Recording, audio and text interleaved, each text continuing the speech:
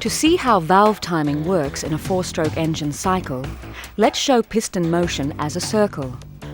In this simple cycle, each stroke is shown as a semicircle. This intake valve opens at top dead centre and closes at bottom dead centre. The blue line shows that period and it matches the intake stroke.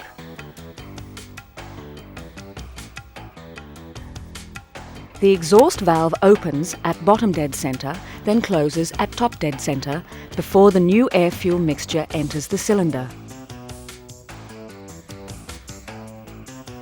In practice, the intake valve usually opens earlier than top dead centre and stays open a little past bottom dead centre. The exhaust valve opens a little before bottom dead centre and stays open a little past top dead centre. When the valves actually open and close can be measured by angles. To make these angles easier to read, let's use a spiral instead of a circle.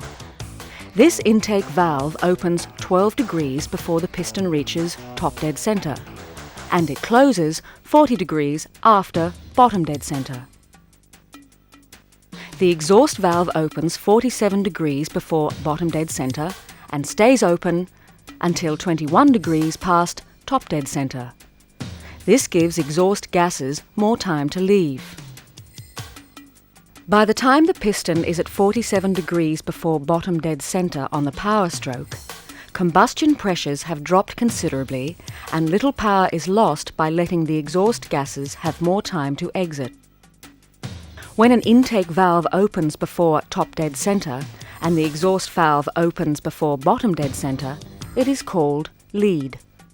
When an intake valve closes after bottom dead centre and the exhaust valve closes after top dead centre, it is called lag. On the exhaust stroke, the intake and exhaust valve are open at the same time for a few degrees around top dead centre. This is called valve overlap. On this engine, it is 33 degrees. Different engines use different timings. Manufacturer specifications contain the exact information.